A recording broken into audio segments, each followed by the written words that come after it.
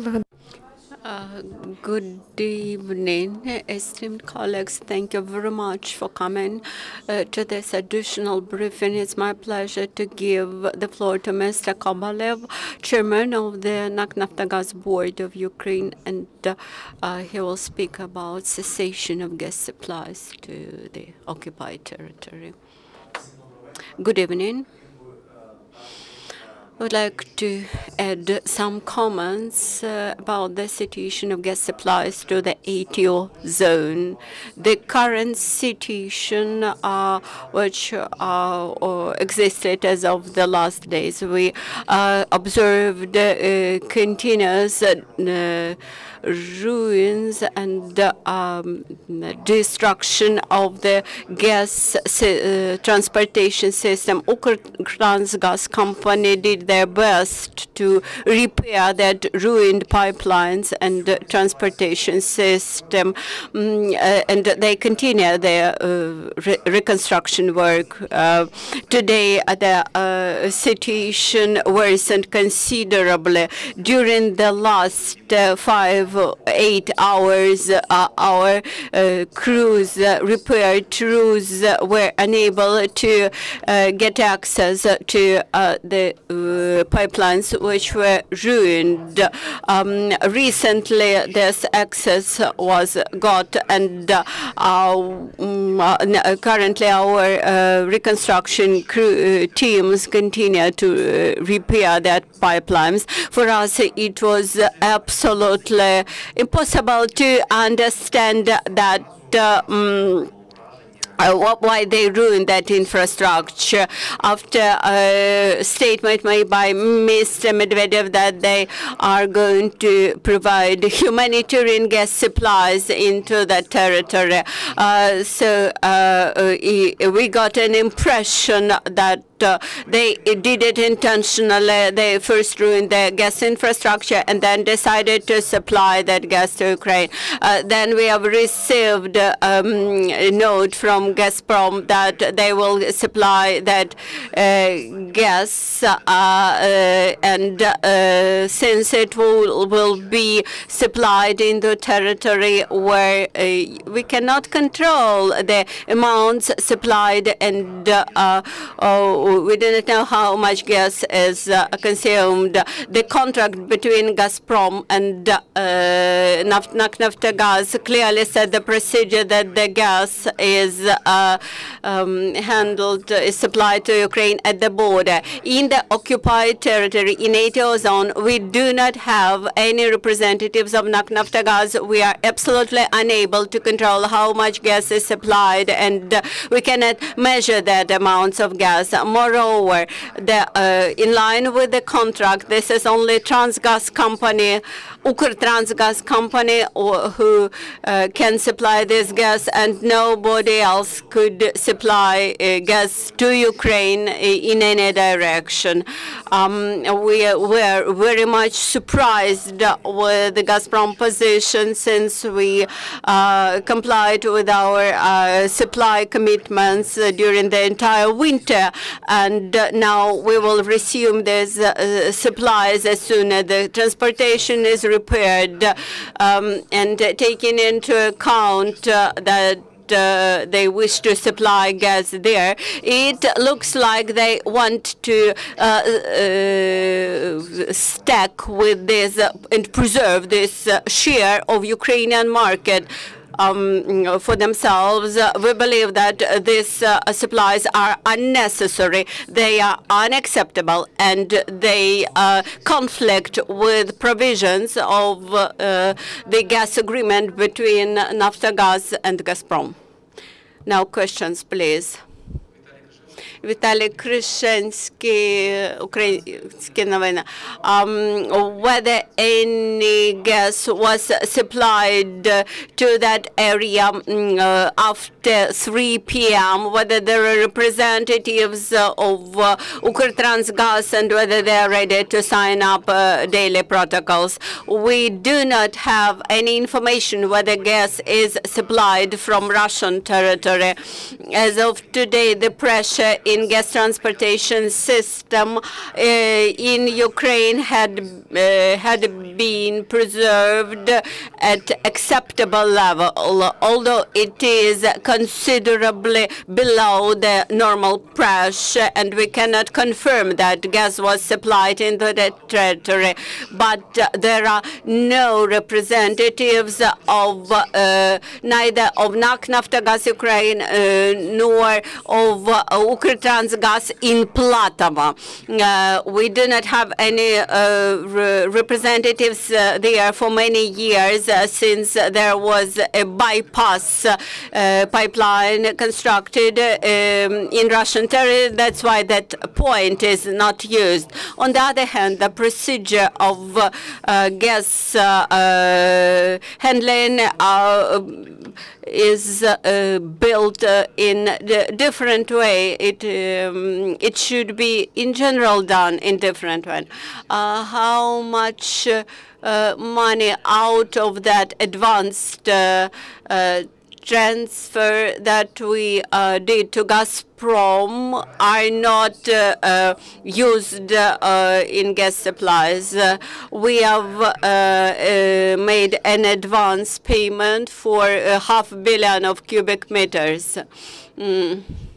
Whether the supplies from other directions have already decreased, that is, if they want to supply in that area, they probably will cut down supplies from other areas, from other directions. We do not expect that this won't happen, and we expect that we will come back to the normal commercial conditions. Looking at the information in Ukrtransgaz about metering points when at the inflow and outflow points, I believe that you kept with the reporting procedure, and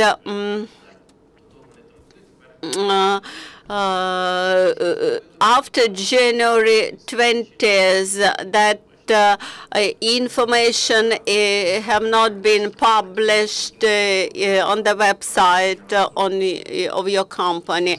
I will repeat once again that metering points are not used anymore.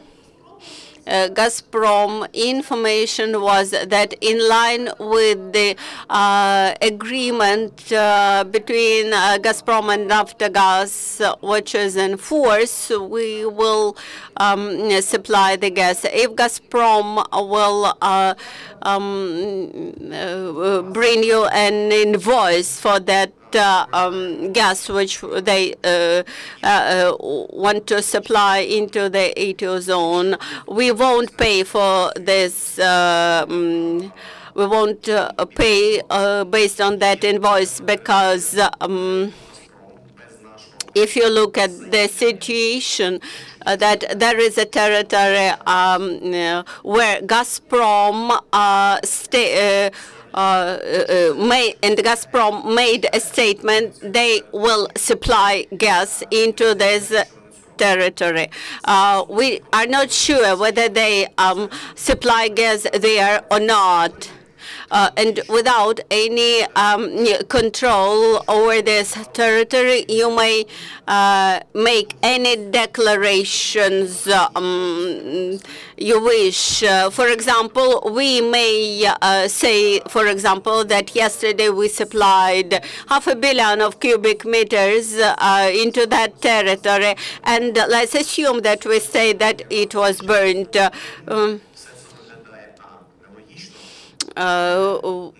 Actually, this statement looks illogical and incorrect.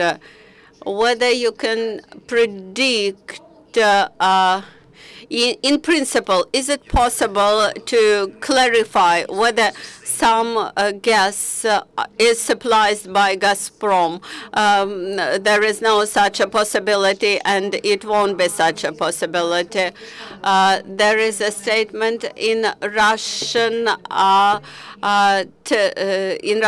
media that Russian Federation supplies gas electricity into the occupied territory on the account of Ukraine. Again, we do not control this metering point, and we cannot control this. But anyway, we won't pay for the supplies which we do not meter, which we do not control, and this is not needed. Whether they will be able to prove somehow that they supply any gas. Naftogaz cannot double check whether there are gas supplies, but whether the Russians are able to prove in line with the agreement in force, it's impossible to measure. A small question. You have resumed gas supplies to the DNR and LNR, either in full amount or partially.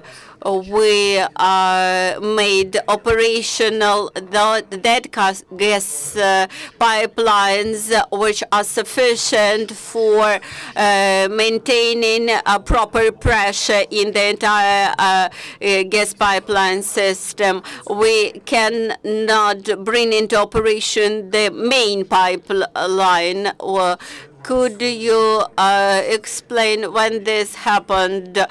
This happened today during the day. These were several pipelines which were joined into one system and ensured gas supplies. As of 6 p.m., where the Naftogaz request for gas supply is fulfilled. Currently, Gazprom is fulfilling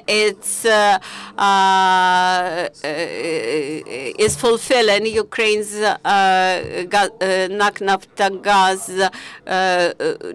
request for gas supply. Could you describe in more detail what are losses or damages because of ruined pipelines? Just one such